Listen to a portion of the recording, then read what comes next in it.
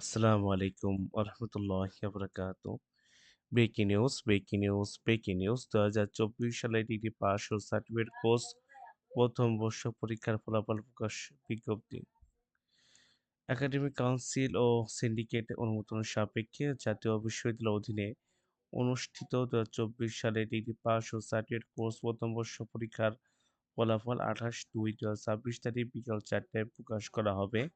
এই পরীক্ষা সারা দেশে ৬৪৯টি কেন্দ্রীয় ১১,৯২১টি কলেজে নিয়মিত, অনিয়মিত ও মান উন্নয়ন সহ সর্বমোট ২,২৪,৬৬২ জন পরীক্ষার্থী অংশগ্রহণ করে। গড় উত্তীর্ণ হার ৯০.২৯%। উক্ত ফলাফল বিশ্ববিদ্যালয়ের ওয়েবসাইট এসটিপি রিজাল্ট বা www.nusu NUSCBD-তে পাওয়া যাবে।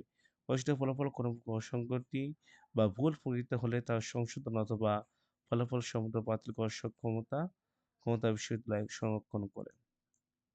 আশা করি আলহামদুলিল্লাহ সবার রেজাল্ট ফলাফল ভালো হয়েছে। সবাই সবার জন্য দোয়া করবেন যাতে প্রত্যেকের ফলাফল ভালো হয়। সবাই ভালো থাকবেন।